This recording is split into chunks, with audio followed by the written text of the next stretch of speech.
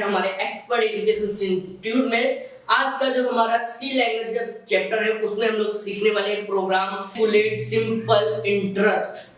आप एक simple interest calculation कैसे कर सकते हैं सी प्रोग्रामिंग में, इसका हमें प्रोग्राम बनाना है। तो आइए सबसे पहले हमारा काम है कि हम स्टार्ट कर लेते हैं अपना टर्बो।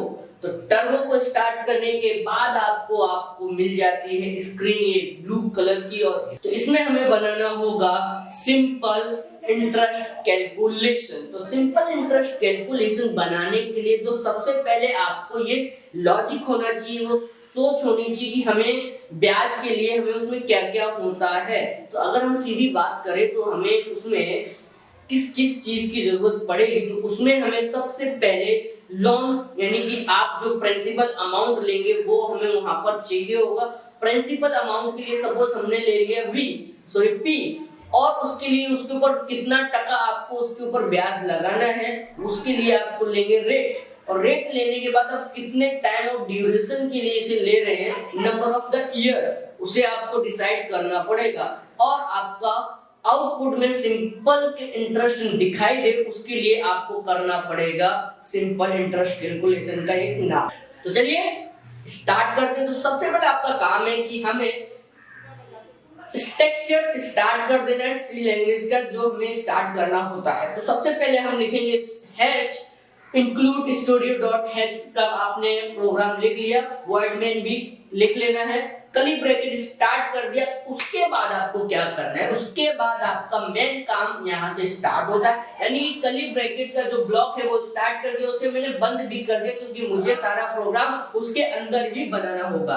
तो अब हमने वहां पर सबसे पहला काम किया कि इंटरेस्ट, क्योंकि यहाँ पर हमें सिर्फ ओनली फॉर नंबर्स के ऊपर काम करना है, क्योंकि हमें जो भी चाहिए वो सारे नंबर्स में होंगे। तो use of the integer data type, तो यहाँ पे हमने लिखा int स्पेस दिया, P for principal amount, R rate and number of year, and SI simple interest। ये मैंने इंटीजर्स के अंदर वेरिएबल्स बना लिए। उसके बाद मैंने इसमें क्लियर स्क्रीन के लिए मींस जैसे जब भी मैं आउटपुट प्रिंट करूं तो मेरी हर बार स्क्रीन क्या होनी चाहिए, क्लियर होती रहनी चाहिए, साफ होती रहनी चाहिए। उसके लिए लिखना होगा CLR clear screen and bracket करके उसको भी बंद कर लेना है। अब हमें यूजर के थ्रू क्या करना है, डेटा को लेना है। तो यूजर से हमें पहले क्या लेना है, प्रिंसिपल अमाउंट लेना है। तो हमें उसको पहले मैसेज देना पड़ेगा, please enter your principal amount. तो हमने यहाँ पे प्रिंटर बनाया, उसमें लिखा please enter the principal amount, bracket किया। अब इस वैल्यू को सिस्टम में एग्जीक्यूट कराने के लिए हमें क्या कराना पड़ेगा, स्कैनफ लेना पड़ेगा।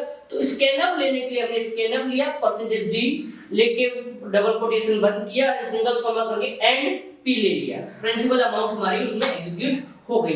तो प्रिंसिपल अमाउंट एग्जीक्यूट हो जाने के बाद आपका दूसरा सा आता है पॉइंट रेट, कितना टका आपको उसमें देना है। तो टका देने के लिए आपने सिंपल लिखा printf and enter the interest rate लिख दिया और उसको बंद कर दिया। इंटरेस्ट रेट लिखने के बाद हमने उसको भी स्कैनअप कराया, %d लिया, कर्ली ब्रैकेट उसके अंदर बंद किया और सिंगल कॉमा देके मैंने एंड r लेके उसको भी इंटीजर के साथ कनेक्ट करवा दिया। उसके बाद जो तीसरा पॉइंट आता है नंबर ऑफ ईयर।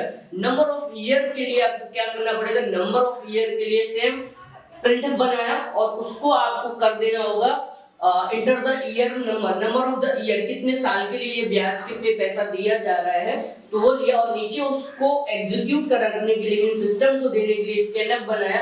स्कैनअप बनाने के लिए हमने स्कैनअप लिखा, ब्रैकेट बनाया, कर्ली ब्रैकेट के अंदर %d एंड सिंगल कॉमा करके एंड ले लिया, तो वो उसमें एग्जीक्यूट हो चुका है।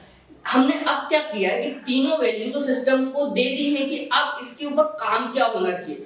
तो जैसे मैंने आप लोगों को बताया था कि multiply, divide and addition, subtraction, ये जो थे ऑप्शन, ये क्या थे, ऑपरेटर थे, अरिथमेटिकल ऑपरेटर। अब उन्हीं ऑपरेटर का हमें इसको यूज करना होगा। तो होता क्या है, ब्याज को निकालने के लिए क्या करना पड़ेगा, तो हमने SI लिया था जिसमें हमें सिंपल इंटरेस्ट को क्या करना है, स्टोर करवाना है। तो हमने उसको लिखा SI then equal principal amount, principal amount ले लिया। अब उसमें आपको करना होगा, प्रिंसिपल अमाउंट लेने के बाद उसमें आपको मल्टीप्लाई का निशान रेट के साथ करना है। रेट ले लिया, multiply the rate and multiply the number of year, और उसके बाद मैंने क्या किया, उसमें डिवाइड बाय 100 किया। क्यों डिवाइड बाय 100 किया? क्योंकि जो इंटरेस्ट रेट था वो किसमें होता है, परसेंटेज में होता है, तो उसको हमेशा हमें 100 डिवाइड बाय 100 करेंगे तो जो टोटल वैल्यू आएगी उसके बाद डिवाइड बाय 100 करेंगे तो ऑटोमेटिकली सिंपल इंटरेस्ट निकल आएगा। तो डिवाइड बाय 100 किया, वो वैल्यू अब हमारी एसआई में क्या हो गई, स्टोर हो गई। स्टोर हो गई तो उसको हमें क्या करना, प्रिंट भी कराना होगा। तो प्रिंट कराने के लिए हमने फिर से प्रिंटअप बनाया, उसमें लिखा total interest of my, then after हमने एंड लगा के लास्ट में उसमें हमने दे दिया क्या, एसआई, यानी कि उसके बाद हमें प्रोग्राम को बंद करना है तो उसके वहां नीचे लिखा गेट ch और ब्रैकेट ओपन एंड क्लोज, तो वो वहां पे प्रोग्राम हो जाता है कंप्लीट हो जाने के बाद अब इसे रन कैसे करेंगे, तो टर्बो के अंदर रन करने का तरीका क्या होता है। तो टर्बो के अंदर रन करने का तरीका ये है कि आपको सबसे पहले उसे करना होगा कंपाइल। तो कंपाइल करने के लिए अल्टर F9 करेंगे, क्या करेंगे, अल्टर F9, और रन करने के लिए कंट्रोल F9। तो कंट्रोल F9 जैसे ही आप उसे करते हैं, अल्टर F9 करते हैं, तो वो क्या होता है, प्रोग्राम एग्जीक्यूट हो जाता है। एग्जीक्यूट होते ही आप देखेंगे तो वो हमसे क्या हो रहा है, वैल्यू मांग रहा है। तो हमने जैसे अमाउंट दे रहे हैं, अमाउंट दिया, इंटरेस्ट रेट दिया और हमने नंबर ऑफ ईयर दे दिया। उसके बाद जैसे ही वो एंटर हुआ तो देखिए हमारा सिंपल ब्याज निकल आया बड़ी आसानी से। मींस इस तरीके से आप सिंपल प्रोग्राम सॉफ्टवेयर बना सकते हैं सी लैंग्वेज के अंदर। आई होप ये दोस्तों आपको समझ में आएगा कि किस तरीके से हम अपने सी के अंदर प्रोग्राम बना सकते हैं। Thank you for watching my video.